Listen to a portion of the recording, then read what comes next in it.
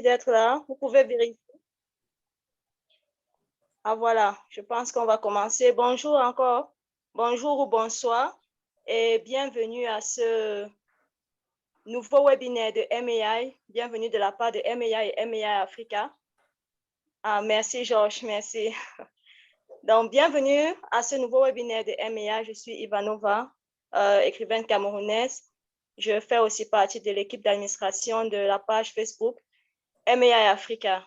Comme je disais tout à l'heure à ceux qui sont venus un peu plus tôt, vous pouvez laisser vos commentaires, écrire vos commentaires dans la boîte de dialogue. Et aussi, il y a la rubrique questions-réponses pour vos questions. Je vous invite à écrire vos questions au fur et à mesure de la présentation.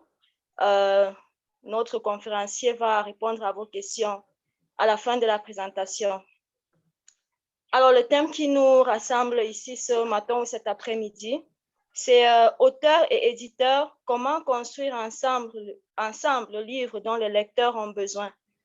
Alors, pourquoi parler d'un tel thème? Je pense que le titre est assez explicite. Il faut, en tant que nous soyons des éditeurs dans ce panel, des éditeurs, des auteurs ou des lecteurs, nous savons qu'il est nécessaire que les lecteurs reçoivent le livre qui correspond à leurs besoins. Alors, pour cela, il faut savoir quels sont les éléments, il faut réunir les bons éléments, le bon thème, le bon auteur, le bon éditeur pour optimiser le résultat.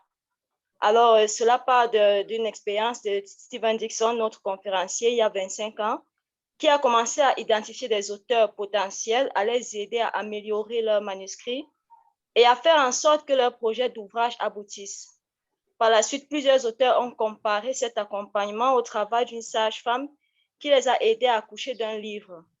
Cette image illustre assez bien ce que peut être une relation bénéfique entre un éditeur et un auteur. Le présent webinaire va s'intéresser à comment réunir le bon thème avec le bon auteur et le bon éditeur, puis montrera comment la relation entre éditeur et auteur peut aider de manière significative à développer un meilleur livre qui bénéficiera encore plus au lecteur. Il présentera quelques outils accessibles pour faciliter le processus de collaboration autour d'un manuscrit. Notre conférencier, c'est Stephen Dixon de France, qui dirige actuellement les éditions LLB, c'est la branche livres et magazines de la Ligue pour la lecture de la Bible en France. Depuis le milieu des années 90, il a passé un total de 14 années à conduire l'ensemble des opérations d'une petite maison d'édition et 14 années dans des positions de direction, d'administration et de finance pour d'autres œuvres et églises.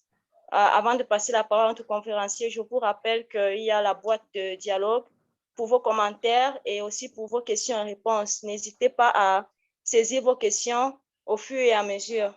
Et merci. Et sans plus tarder, je vais passer la parole à Stephen Dixon. Vous avez la parole. Bonjour, merci Ivanova. Je vais tout de suite lancer le partage d'écran.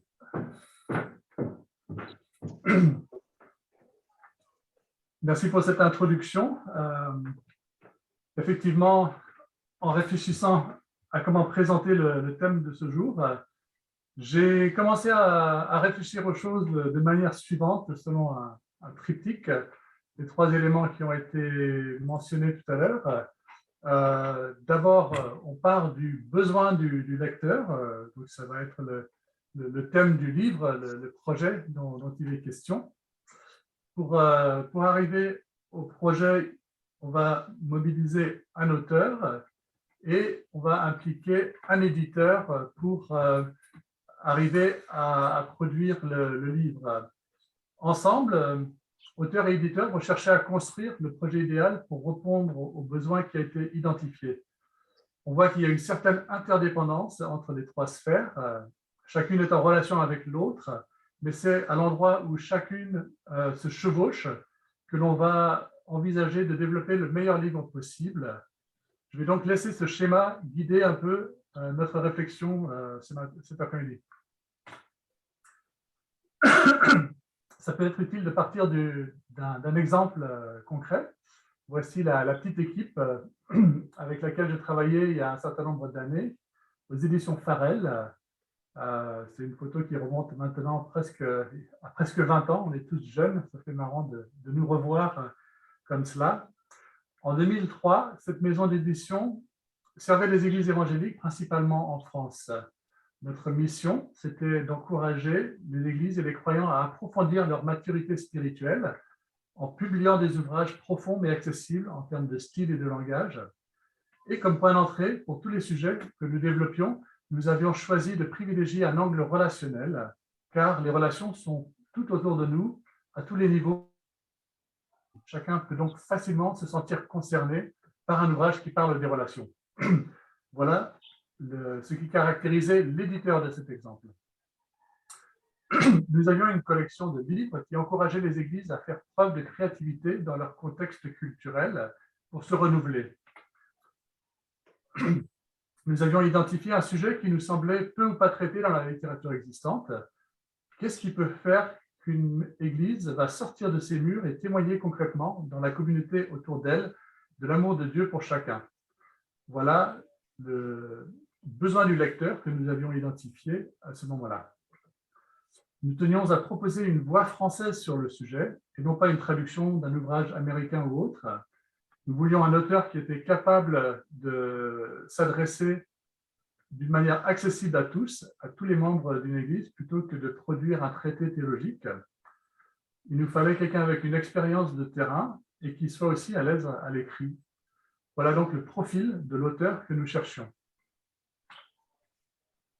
Nous avons finalement pu identifier une personne qui n'avait jamais écrit de livre auparavant, mais il avait écrit un certain nombre d'articles et donné des conférences que nous avions appréciées. Il avait une expérience pastorale et comprenait donc le fonctionnement d'une église. Il était également très actif en tant que témoin auprès d'un groupe de personnes dont les églises se souciaient peu à l'époque, les personnes atteintes du sida. Il témoignait également auprès d'artistes non chrétiens, et là aussi, c'était un public qui était un peu délaissé par les églises. Il dirigeait une association qui était reconnue localement et qui faisait le lien entre les églises de la région et la communauté locale. Nous avons travaillé avec lui pour développer son premier ouvrage, Une église rayonnante. Depuis, cet auteur a écrit une dizaine d'ouvrages. Son ministère est devenu national et a touché de nombreuses personnes. La collection dont fait partie Une église rayonnante a accompagné une nouvelle génération de responsables d'église pour vivre l'église autrement en France. C'est un exemple où un projet est initié par un éditeur, mais l'initiative peut également provenir d'un auteur.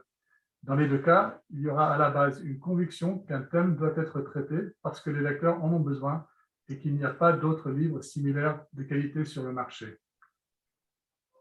À la base, donc, on retrouve cette question de besoin du lecteur. Si le besoin n'est pas là, il n'y a pas de raison d'acheter et lire un livre. Les besoins peuvent être d'ordre très différent. Un lecteur peut chercher un livre pour pouvoir s'informer ou se former sur un sujet, pour résoudre un problème, pour trouver du réconfort, pour juste s'évader ou se distraire ou meubler le temps, ou alors pour passer du temps avec un enfant, à lui lire une histoire. Il y a pas mal de raisons différentes qui sont à l'origine des besoins d'un livre. Il est donc utile de comprendre à quel type de besoin un livre va répondre. À partir de là, toute une série de filtres pourront être appliqués sous forme de questions pour évaluer la réelle pertinence d'un projet. Existe-t-il déjà des livres sur ce thème ou des ouvrages similaires? En quoi est-ce un projet différent de ce qui existe?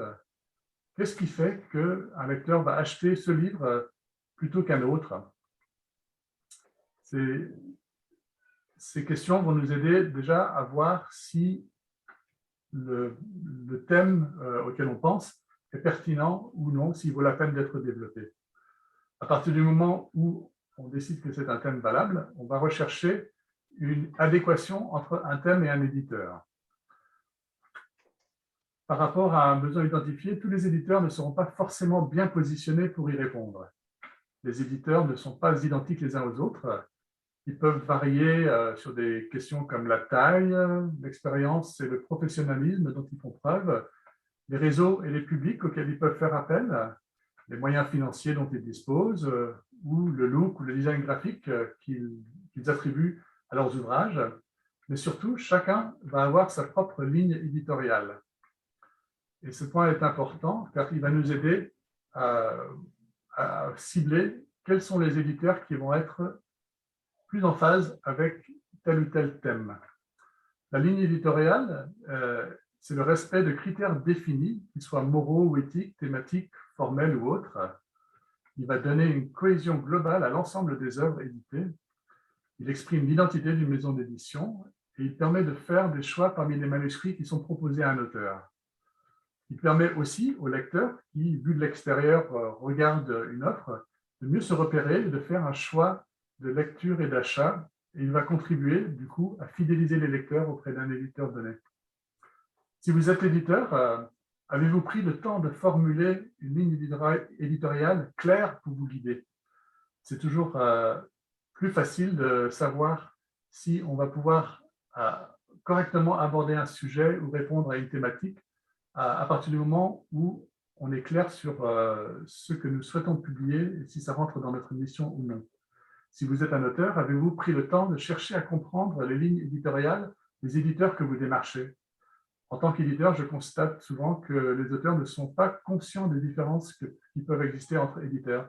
Du coup, ils envoient de très bons manuscrits à des mauvais éditeurs qui ne sont pas vraiment en mesure de s'intéresser à ce thème et ils perdent beaucoup de temps et ne sont pas forcément efficaces dans leur recherche. Voici un premier exemple d'une ligne éditoriale. Il s'agit de la ligne des éditions Farel, dont je vous ai parlé précédemment.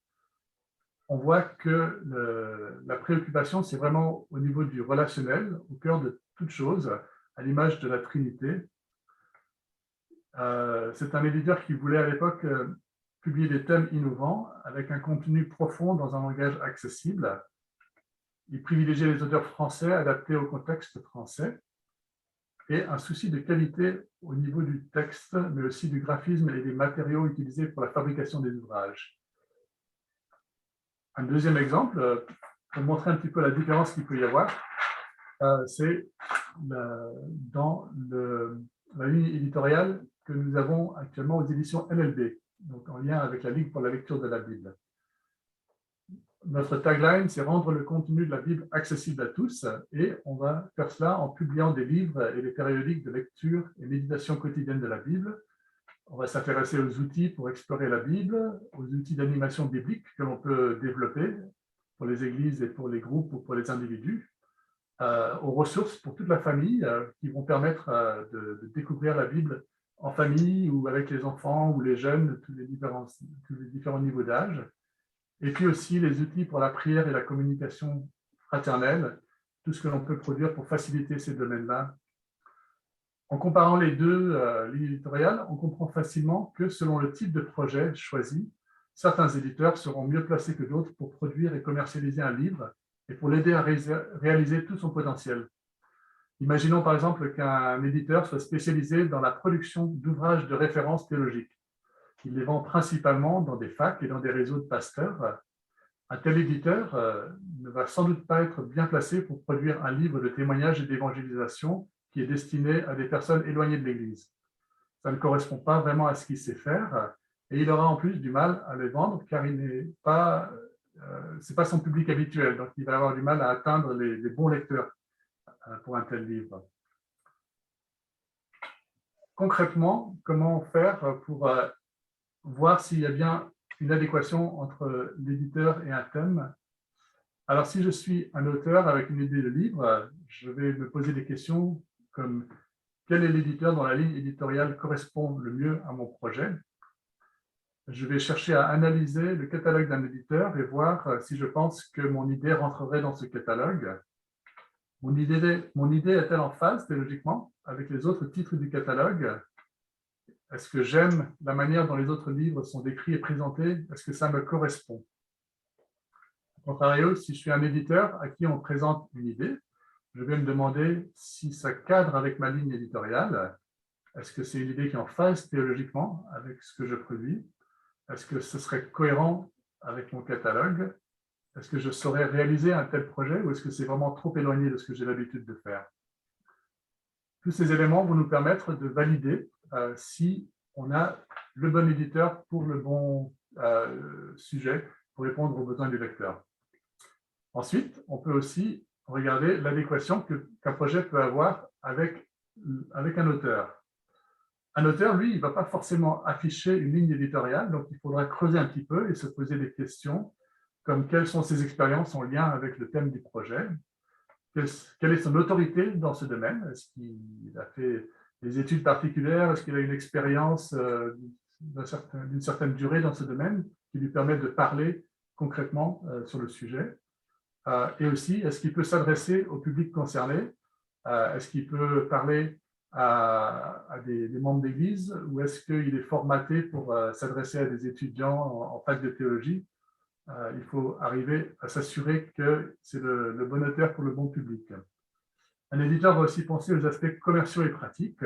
On va voir si l'auteur a une notoriété auprès du public ciblé. C'est toujours plus facile de vendre un livre d'un auteur qui est connu.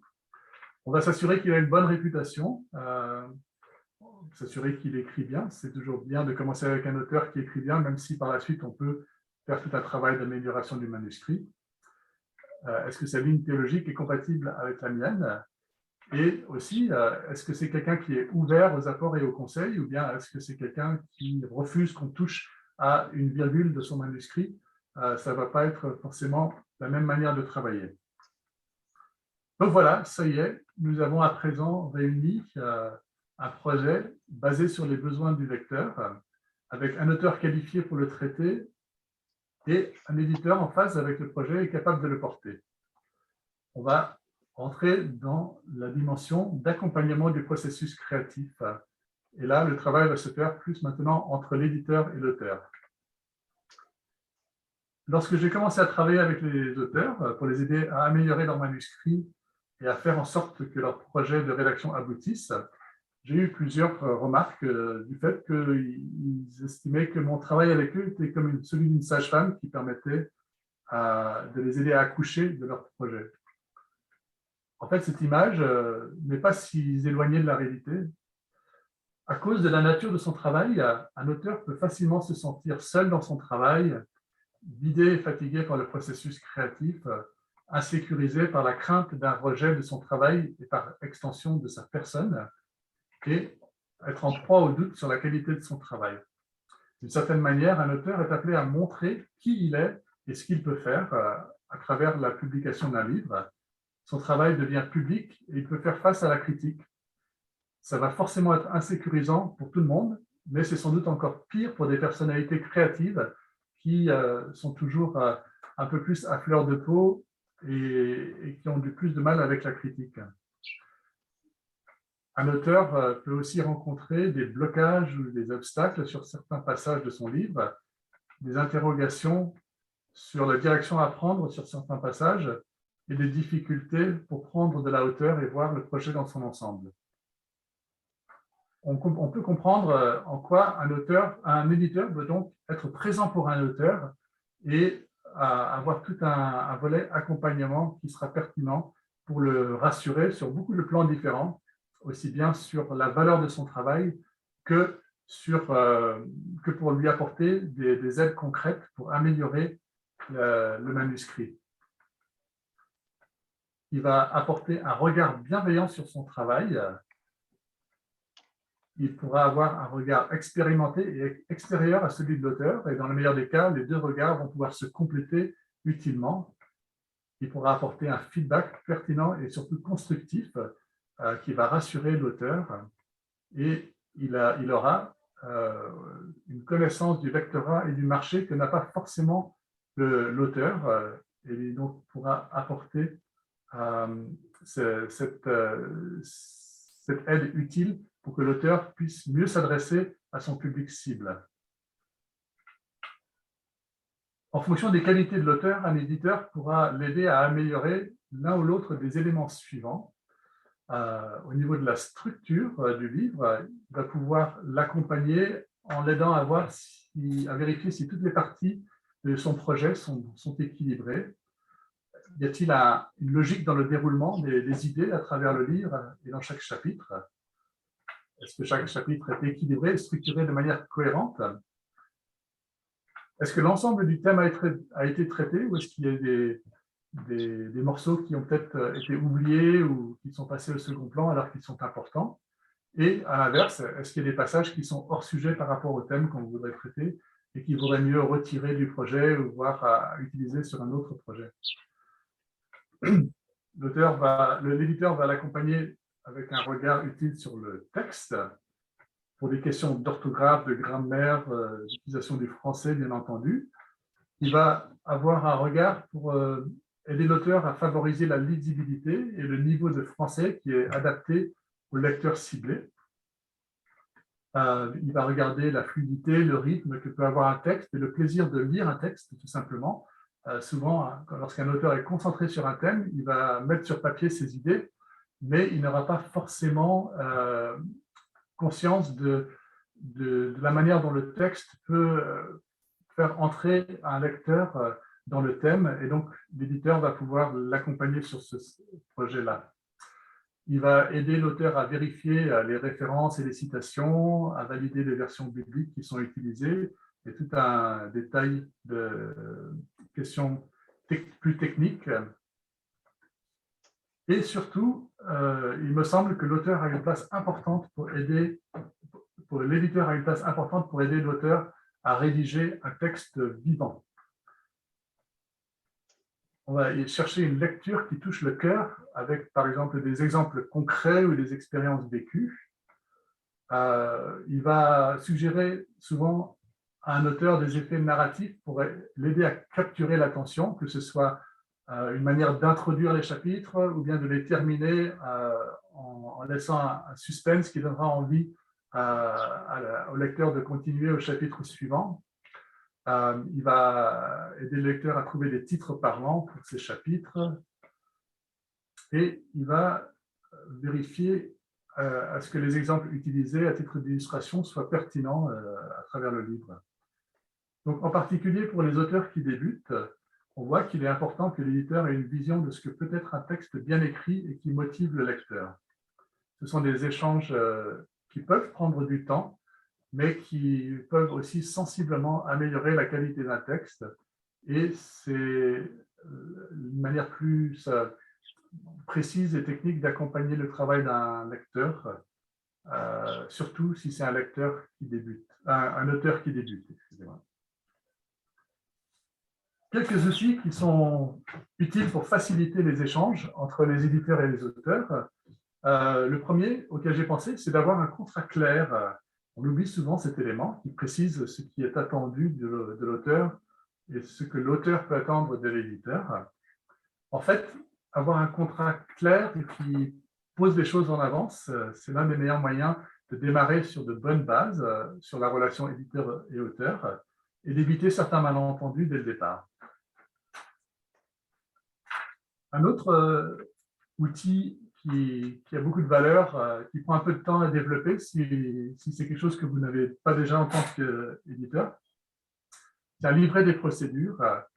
C'est une sorte de dossier qui est remis à chaque nouvel auteur et qui va aider l'auteur à savoir comment se déroule le processus d'édition depuis l'idée du livre jusqu'à sa publication et à sa vente. On y trouvera des éléments tels que les principes typographiques et orthographiques de l'éditeur, que l'auteur doit respecter lorsqu'il rédige son manuscrit. Ça va aborder l'ensemble des étapes qui sont prévues dans les échanges entre auteur et éditeur, aussi bien en cours de rédaction qu'après la remise du manuscrit. Ça peut aborder des questions toutes simples d'explication sur la préparation et la fabrication des livres, avec les délais habituels de chaque étape. Souvent, c'est quelque chose qui est assez flou pour un auteur. Il ne sait pas qu'est-ce qu'implique la fabrication d'un livre et quels sont les délais auxquels il peut s'attendre. Donc, s'il peut avoir des informations là-dessus, ça va le rassurer dès le départ. Il ne sera pas surpris si vous mettez 2 mois à corriger son manuscrit, si lui, il pensait qu'il vous fallait une semaine. Si au bout de 2 mois, il reçoit le manuscrit, il va penser tout de suite que c'était un travail terrible, qu'il y avait beaucoup de corrections à faire, alors que non, c'est juste la durée naturelle de cette étape. Donc, on peut rassurer un auteur dès le départ en lui donnant les informations concrètes sur le déroulement auquel il peut s'attendre. On peut aussi lui parler du plan de communication du livre et ce qui est attendu de l'auteur à cette étape. C'est souvent un point que l'on peut oublier également. tout l'aspect de comment on va impliquer l'auteur dans la communication et le marketing de son livre une fois que celui-ci a été publié. Toutes ces informations sont précieuses pour un auteur qui se pose souvent plein de questions sur comment le projet va se dérouler. Ça facilite la relation de travail avec l'éditeur, de pouvoir avoir un outil qu'on peut remettre à un nouvel auteur et qui lui donnera tous ces points dès le départ. Un autre outil important se situe au niveau du traitement de texte et plus particulièrement les options qui sont indispensables, avoir des options de suivi des modifications, de pouvoir comparer des textes automatiquement, de bien gérer les annotations pour les échanges. Ces fonctions sont présentes dans la plupart des logiciels, dans Word et d'autres qui sont similaires. Mais il faut faire attention car elles ne sont pas toujours compatibles entre logiciels différents. Même si on utilise un même format, Word par exemple, on peut avoir du mal à utiliser les annotations d'un logiciel dans un autre. Il vaut donc mieux s'assurer que le même traitement de texte est utilisé par l'auteur et l'éditeur. Une fois ce détail réglé, il devient alors très facile de communiquer directement dans un même document qui sera échangé entre l'auteur et l'éditeur. On y apportera toutes les modifications et les propositions directement dans le texte de l'auteur. Ça lui permet de valider les corrections ou de proposer des ajustements alternatifs en retour. Et c'est une manière de vraiment fluidifier les échanges avec un auteur. Ça peut être un document qui est envoyé de l'un à l'autre par email, ou bien ça peut aussi être un document que l'on met en ligne dans le cloud et sur lequel interviennent aussi bien l'auteur et l'éditeur. On peut aussi se poser la question de l'utilité d'un correcteur de traitement de texte qui est dédié, qui va au-delà de ce qui existe déjà dans les correcteurs de base. Ce sont des logiciels qui s'intègrent à un traitement de texte. Elles ont un petit coût, mais elles peuvent être assez bénéfiques au travail d'ensemble. On peut citer par exemple le logiciel Antidote ou Cordial. Il y a le Robert Correcteur ou Prolexis qui est un peu plus cher. Ce sont des outils qui sont très utiles pour débusquer rapidement les coquilles dans les manuscrits, les fautes d'orthographe et les soucis de grammaire. Ils proposent une aide pour trouver de bons synonymes et ils signalent les passages qui ont peut-être besoin d'être reformulés. Ils peuvent s'adapter à différents styles d'écriture. Ils ne remplaceront pas une relecture par un professionnel, mais ils peuvent accélérer et améliorer le processus d'ensemble. Et un auteur peut les utiliser de son côté pour rendre le manuscrit plus propre dès le départ. De nos jours, il y a aussi beaucoup d'aides que l'on peut trouver en ligne. Il y a tout ce qui est accès à de nombreuses traductions de la Bible. On peut trouver des dictionnaires de synonymes ou d'antonymes, un certain nombre d'outils de traduction si on a besoin d'avoir quelques éléments sur des textes qui sont d'origine étrangère. On peut trouver des conseils sur les usages corrects en français ou faire appel à des bases de données de titres publiés comme celui de la BNF si on est en train de préparer, si on veut vérifier les livres qui sont cités dans un manuscrit, par exemple. Selon vos accès à Internet, ce genre d'outils, souvent gratuits, peuvent beaucoup accompagner le travail des auteurs et des éditeurs. Voilà donc ce regard sur les relations entre éditeurs et auteurs et les outils qui peuvent l'accompagner. À la suite de ces divers éléments, j'espère que vous comprenez mieux en quoi le travail d'un éditeur avec un auteur peut être vu comme aidant un auteur à accoucher d'un très beau livre. Un livre dont le but est, ne l'oublions pas, de répondre aux besoins d'un lecteur. Avec ça, on peut passer aux questions que vous pourriez avoir en complément de cette présentation.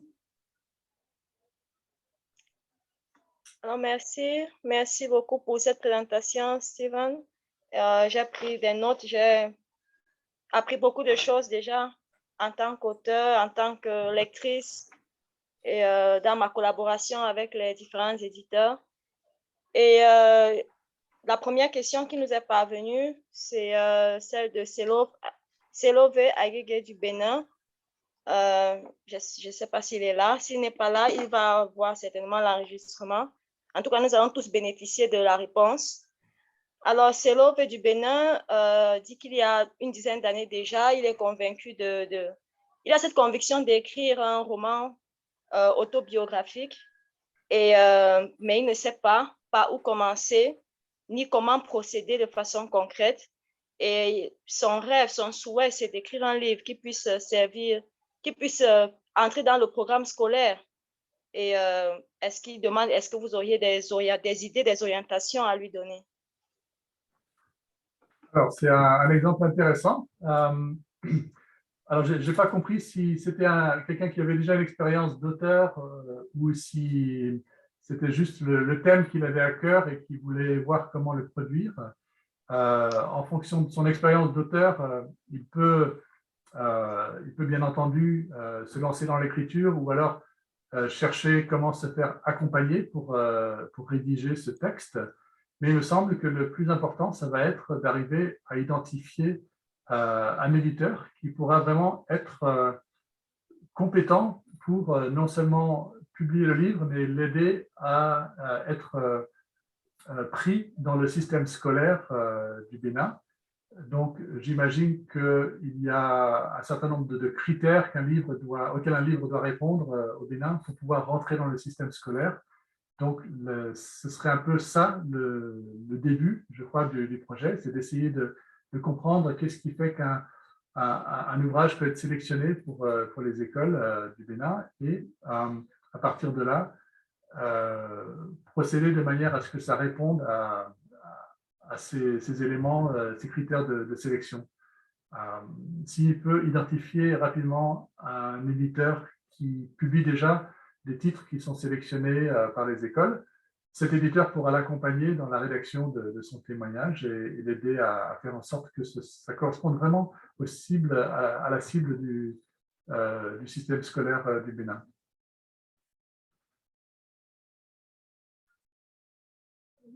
Ton micro est coupé. Désolée. Je pense que c'est bon là maintenant. C'est bon, c'est bon. OK. Donc, effectivement, quand j'ai vu cette question, ça me fait penser aussi à notre système scolaire au Cameroun. Ce serait un peu utopique pour nous de dire que, pour moi en tant qu'auteur, de dire j'aimerais que mon livre entre dans le programme scolaire parce que c'est un circuit très fermé et c'est un public qui n'est pas accessible, qui n'est pas en contact direct avec les auteurs. Il y a un système de l'éducation nationale qui décide quel livre va rentrer dans le programme scolaire. Alors, cette réponse-là me satisfait également. Alors, il y a Anatole qui demande si le contenu du webinaire sera accessible. Oui, Anatole, c'est enregistré et il sera disponible. Vous allez recevoir le lien de l'enregistrement dans vos boîtes mail plus tard. Alors, une autre question d'Anatole qui demande où trouver le catalogue des éditeurs pour aider l'auteur à faire un bon choix. Le catalogue des éditeurs, oui. Oui, effectivement, nous vivons dans une période où presque tout est en ligne maintenant. Il est très facile de trouver les publications de la plupart des éditeurs, soit sur leur site web, soit sur des sites de vente en ligne. Et si jamais il y a des difficultés à trouver la production de tel ou tel éditeur, il est souvent possible de les contacter pour leur demander un catalogue papier s'ils en ont un, ou bien de leur demander où on peut trouver plus d'informations sur les livres qu'ils publient. En général, un éditeur est souvent content de pouvoir informer les lecteurs potentiels de ces ouvrages. Merci pour cette réponse. Il y a une autre question qui nous vient de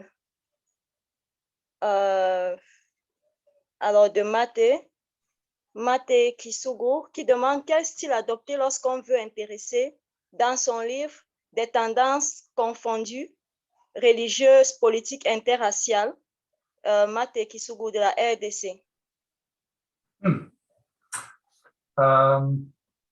Je ne suis pas tout à fait certain du sens de tendances confondues. Je pense que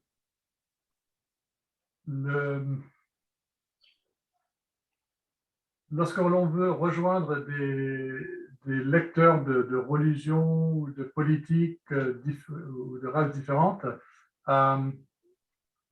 ça nous oblige souvent à réduire les complexités des thèmes et de chercher quelque part à focaliser sur qu'est-ce qui va être au cœur des préoccupations de ces personnes différentes. Où est-ce que les préoccupations se recoupent? Donc, la préoccupation, enfin, quelque part, la chose de base, c'est que nous sommes tous des hommes et des femmes. Et dans notre humanité, on va arriver à retrouver des thèmes communs, quels que soient nos penchants religieux, politiques ou nos expériences culturelles ou autres. Donc, si on veut vraiment intéresser un public large, on va chercher à développer des livres sur des thèmes qui vont vibrer dans le cœur de toutes ces différentes, tous ces différents profils de lecteurs. Je vous parlais au niveau des éditions Farel tout à l'heure du fait que nous avions choisi d'aborder la plupart des thèmes sous l'angle relationnel. Et c'était l'une des raisons pour laquelle nous avions fait ces choix, parce que justement, quelle que soit notre origine, on vit entouré de relations. Et c'est des choses qui sont d'une importance capitale pour notre bien-être. Et donc, à travers le thème de la relation, nous étions en mesure de développer des livres qui allaient intéresser aussi bien les croyants chrétiens que les autres religions, que les non-croyants, et qui pouvaient se diffuser dans les librairies généralistes du pays pour répondre à des questions fondamentales que se pose chacun. Et éventuellement, notre souhait, c'était qu'à travers la découverte de ces ouvrages qui allaient les aider sur des thèmes concrets, comme par exemple la relation avec leur conjoint, qu'ils puissent y trouver éventuellement quelque chose qui les amène à réfléchir à leur relation avec Dieu. Donc ça, c'était un petit peu l'approche que nous avions eue à cette époque, et je pense que c'est assez valable, et on peut sans doute trouver d'autres thèmes qui sont assez transversaux et qui permettent de toucher des publics très différents. Merci. Est-ce que je me demande, est-ce qu'il n'y a pas de risque de s'égarer en cherchant à joindre, à toucher un public aussi divers dans un même ouvrage? Est-ce que vous recevrez facilement dans votre maison d'édition un livre qui veut atteindre à la fois le politique, le religieux, le social? Est-ce que vous conseillerez cela à un auteur? Alors, en fait, tout dépend vraiment de ce que le projet vise à accomplir. C'est pour pouvoir développer des livres qui vont trouver leur public. En général, il y a deux options. Soit on publie quelque chose qui est assez spécifique à un type de public, à un profil de public, et on sait que l'on peut atteindre ce public-là parce que on a les réseaux qu'il faut, on a les connexions, on sait que le livre va être mentionné dans ces réseaux et qu'il aura une portée spécifique par rapport aux gens qui sont intéressés par ce thème réduit. Et dans ces cas-là, on arrive à trouver suffisamment de ventes parce qu'on sait cibler le public auquel on vend. L'autre approche, c'est plus une approche plus générale où on n'a pas forcément un public cible bien défini, mais où on va publier quelque chose de portée large et on va essayer de le vendre dans un réseau très large, donc il sera moins apte à créer une résonance auprès d'un public précis, mais parce que la diffusion est très large, il devrait quand même pouvoir trouver un public. Donc, ce n'est pas incohérent de chercher non plus à développer quelque chose qui soit plus large dans sa portée pour un public plus large. Merci pour cette réponse. Nous avons d'autres questions. Voilà, permettez que je retrouve les questions. Oui, question de Sunday, je pense. Sunday Alexis, qui déjà remercie pour la présentation. Il demande comment est-ce qu'on peut modifier les termes du livret de procédure en cours d'édition sans choquer. Vous avez parlé du livret de procédure dans votre présentation. Il demande comment est-ce qu'on peut le modifier en cours d'édition sans choquer. Si l'on constate, la question continue, si l'on constate que le besoin des lecteurs est très faible dans le projet du livre remis à l'éditeur, que faire alors que la thématique est originale? Alors, je n'arrive pas à savoir si c'est deux questions distinctes ou une seule question. Je pense que c'est deux questions. Ok, je vais les traiter comme deux questions différentes. Ok. Pour la question de la modification en cours de route du livret de procédure, il me semble que la relation auteur-éditeur, elle doit être la plus transparente possible. Je pense qu'il faut que l'éditeur apporte ses compétences à la relation, et il faut que l'auteur apporte ses dons et ses compétences à la relation. Et ensemble, on monte une relation de confiance. Et si à un moment donné, l'éditeur se rend compte, ah, il y a un truc qui ne colle pas, je faisais comme ça jusqu'à présent, mais pour telle raison, ça ne marche pas, il faut que je réfléchisse à la chose autrement, il faut que je procède différemment. Si la relation entre l'auteur et l'éditeur est bonne, il va pouvoir tout simplement expliquer le pourquoi du besoin de changer en cours de route. Humblement, il va partager ça avec l'auteur. Donc, je pense qu'à partir du moment où on arrive à rentrer dans une relation avec un auteur où il n'y a pas, on ne cherche pas en tant qu'éditeur à être l'autorité sur la relation, mais si c'est vraiment un équilibre entre deux égaux, c'est plus facile d'aborder des modifications parce qu'on n'est pas parfait, on n'a peut-être pas pensé à quelque chose, et on se rend compte que c'est important, alors qu'avant, on n'y avait pas pensé. Donc, voilà, cet aspect de transparence dans la relation permet d'évoluer lorsqu'on se trouve face à des questions comme ça. Au niveau du besoin des lecteurs faibles dans un projet, alors que la thématique est originale, ça c'est une tension constante au niveau des éditeurs. Combien de fois on s'est retrouvé à envisager des projets qui sont très enthousiasmants,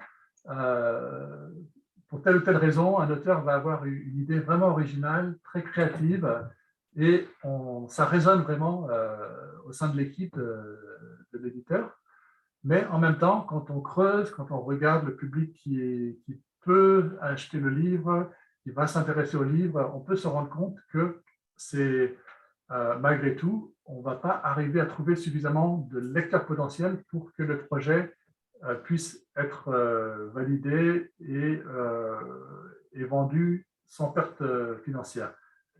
Donc, à ce stade-là, il faut pouvoir se dire le projet est magnifique, mais je ne suis pas capable, en tant qu'éditeur, de le rentabiliser.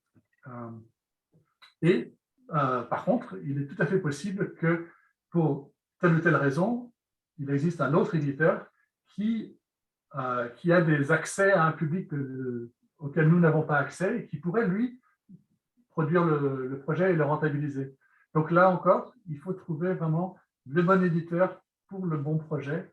Et là où un éditeur pourrait ne pas être rentable, un autre, s'il a accès à une communication vraiment très ciblée ou très, très large, il a peut-être des liens avec une chaîne YouTube qui diffuse bien et qui pourra vendre le projet. Il y a des éditeurs qui pourraient rentabiliser un projet alors qu'un autre ne pourrait pas. Donc, il faut vraiment trouver le bon éditeur pour le bon projet. Ouais. Merci. Nous avons une autre question qui nous vient de Tim Welsh. Que faire lorsqu'un éditeur n'accepte pas des manuscrits non sollicités? Comment peut-on trouver un agent en faveur d'un nouvel auteur inconnu? Alors, c'est intéressant. Au niveau des auteurs chrétiens, il y a très peu de...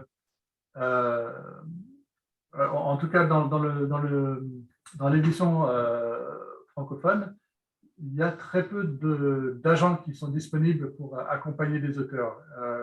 Il y en a un ou deux qui ont commencé récemment et qui commencent à proposer des services d'agents pour des auteurs. Mais jusqu'à présent, c'était vraiment l'auteur qui devait tout seul démarcher les éditeurs et arriver à trouver un qui était prêt à lire son manuscrit et à juger s'il était bien pour lui ou pas. Face à ça, il faut d'une part beaucoup de persévérance, parce que c'est vrai que quand on envoie des manuscrits non sollicités, beaucoup d'éditeurs n'auront pas forcément le temps de les lire ou même de répondre. Donc, un auteur peut avoir l'impression de faire beaucoup de travail pour ne pas avoir de retour.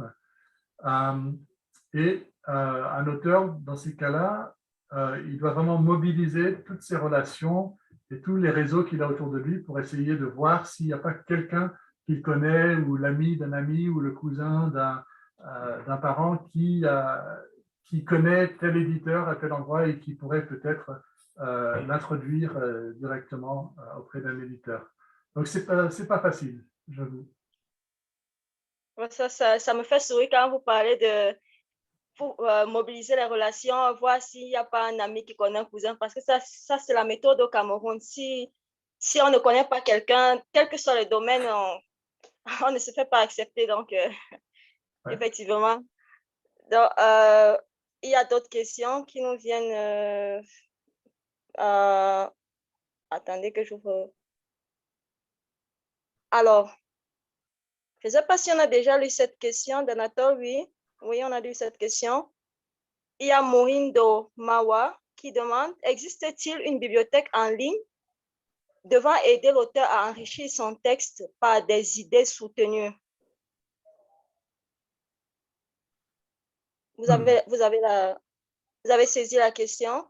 Oui. Existe-t-il une bibliothèque en ligne, oui, qui peut aider l'auteur à enrichir son texte par des idées soutenues? Alors, je ne connais pas de bibliothèque en ligne dédiée à cela,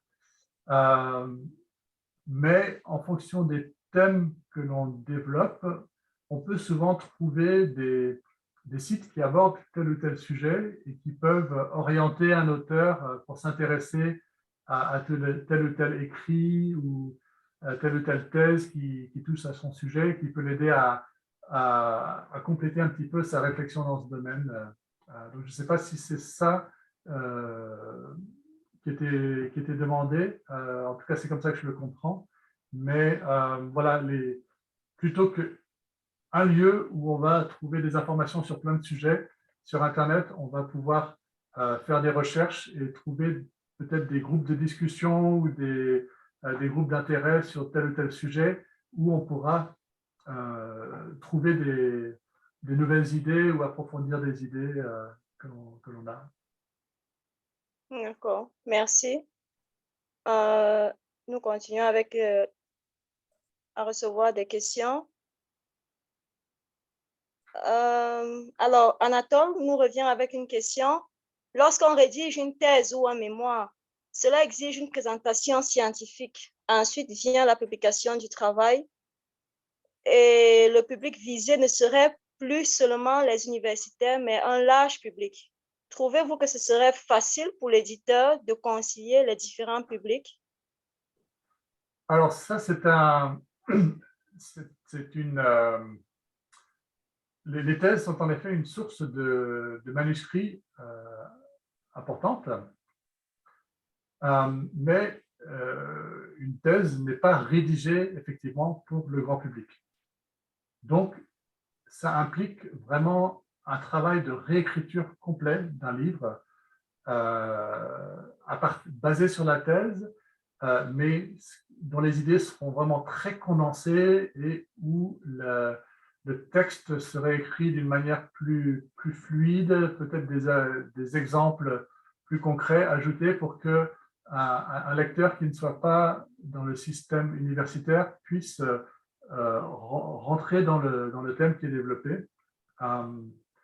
Donc, c'est vraiment deux ouvrages très différents. On peut soit publier une thèse et dans ce cas-là, elle sera disponible pour des chercheurs, un groupe très limité de personnes, soit à partir de la thèse, reprendre les idées et les développer pour qu'elles soient comprises par un large public. Donc, il faut vraiment réécrire, à mon avis, tout le livre, et ce n'est pas l'éditeur qui pourra faire ça, mais c'est vraiment l'auteur qui pourra le faire, ou bien il faudrait qu'un auteur puisse se mettre en binôme avec un autre auteur qui a l'habitude de s'adresser à un public plus large et qui pourra aider l'auteur de la thèse à reformuler les choses pour un large public.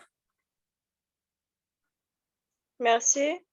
Avant de continuer avec les questions d'Anatole, nous allons donner une chance à Eli Angui d'entendre la réponse à sa question. Il demande quelles sont les thématiques pertinentes actuellement qui mériteraient d'être traitées. Pour moi, chaque pays, chaque contexte culturel va avoir ses thématiques pertinentes à un moment donné. Et en plus, au sein d'un pays, par rapport à un éditeur, un thème qui sera pertinent pour un éditeur à un moment donné ne sera peut-être pas pertinent pour un autre. Donc, c'est une question qui, à mon sens, je ne peux pas apporter une réponse générale. Il faut vraiment, en fonction de là où on est un auteur ou un éditeur, il faut qu'il puisse faire une veille en quelque sorte au sein de leur propre pays pour voir quels sont les thèmes qui émergent dans les discussions qu'il y a en cours à l'intérieur des unions d'églises, au niveau des échanges, au niveau de la nation, quelles sont les préoccupations des hommes et des femmes du pays. Et c'est plutôt à partir de là qu'il va pouvoir voir ressortir quelles sont les thématiques pertinentes. Mais c'est vraiment un travail de veille à la base qui ne sera pas la même d'un pays à l'autre. Donc il faut faire des recherches, quoi. Oui, c'est garder le doigt sur le pouls du pays en quelque sorte. Donc, c'est arriver à circuler dans un certain nombre de conférences, être au courant de tout ce qui se passe dans la population générale et puis plus précisément dans les églises. Comment est-ce qu'elles digèrent les thèmes où il y a des tensions dans le public général, qu'est-ce que ça donne lorsqu'elles sont dans l'Église et comment est-ce que l'Église peut ensuite, à partir de ces thèmes, avoir un regard prophétique qui puisse bénéficier à l'ensemble de la nation. C'est vraiment très spécifique d'un pays à l'autre, à mon sens. Ok. Nous continuons, reprenons avec les questions d'Anatole Banga. Il dit, je suis pour être accompagné par un éditeur pour des raisons de qualité et de réseau de distribution. Aujourd'hui, on peut s'auto-éditer et acquérir un ISBN pour publier électroniquement. Que pensez-vous en tant que sage femme, pour reprendre l'expression que vous avez utilisée, que pensez-vous en tant que sage femme, car leur utilité est nécessaire, l'utilité des éditeurs? Alors, je ne suis pas du tout contre l'auto-édition. Je pense que ça peut être une manière pour un certain nombre d'auteurs qui n'arrivent pas à trouver d'éditeurs qui est prêt à prendre leur projet, mais en même temps qui voudrait publier peut-être une quantité plus réduite de leurs livres pour pouvoir l'utiliser dans tel ou tel contexte ou le distribuer dans leur réseau personnel. Donc, il y a une place pour l'auto-édition et surtout pour certains. On s'est rendu compte que, par exemple, certains produits, certains projets de livres pour enfants qui étaient trop chers, trop coûteux pour nous à développer en tant qu'éditeur, parce que derrière, on va devoir accorder des remises importantes aux librairies et au réseau de points de vente. Un éditeur peut s'auto-publier en petite quantité et vendre ses ouvrages sans accorder des remises libraires. Et donc, il va quand même réussir à aller au bout de sa création. Donc, ce n'est pas forcément une mauvaise solution. Là où la relation avec l'éditeur peut avoir du sens, c'est qu'elle peut être quand même source d'encouragement pour un auteur qui va avoir à côté de lui un éditeur pour l'aider à traverser certains moments difficiles, certains moments de découragement. Il y a une certaine expertise que l'éditeur peut apporter. Et si le projet, une fois de plus, si on réunit les trois, le besoin du lecteur, l'auteur et l'éditeur, on peut arriver à développer quelque chose qui ait du sens pour une publication. Donc voilà, un éditeur n'est pas indispensable, surtout si un auteur a dans son entourage des gens qui peuvent avoir un retour sur son manuscrit, qui peuvent le conseiller, qui peuvent le corriger, des choses comme ça. Mais en même temps, rien ne remplacera non plus un éditeur compétent à partir du moment où on veut faire rayonner un livre dans un réseau plus large, auprès d'un public plus large. Ce qui peut se passer, ce que j'ai déjà vu arriver par rapport à des livres qui sont auto-édités, c'est que ça permet au livre d'exister et dans de rares cas, il va quand même rencontrer un succès ou être découvert par un éditeur. Et dans ces cas-là, l'éditeur va proposer à l'auteur de republier son livre dans ses éditions.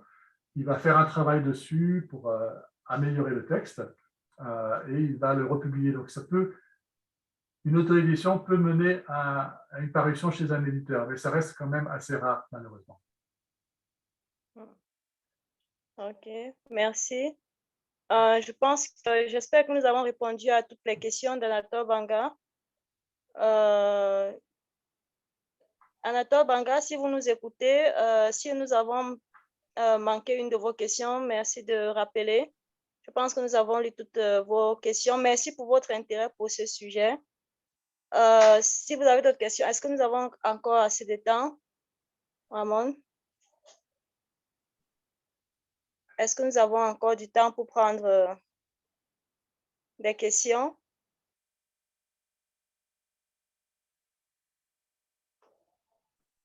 Une question. Il y a une question. Le retour d'Anatole Banga. Merci. Merci. Nous avons répondu à vos questions. Merci pour votre intérêt pour ce thème. Nous avons des remerciements aussi de Sondé Alexis. Je pense que nous pouvons, s'il n'y a plus d'autres questions, je pense que nous pouvons déjà remercier tout le monde. Merci pour votre présence et nous vous invitons à vous inscrire. Si vous n'êtes pas déjà, ne faites pas partie du groupe Facebook MEI Africa, nous vous invitons à nous rejoindre sur ce groupe pour partager et aussi pour être au courant des différentes informations. Le prochain webinaire en français vous sera communiqué lorsque les informations seront déjà là et d'autres informations aussi vous pouvez partager dans ce groupe, vos écrits et beaucoup d'autres choses. Est-ce qu'il y a d'autres annonces de MEI, Ramon? Ramon est avec nous. Ramon, are you there? Yes, I'm Hello?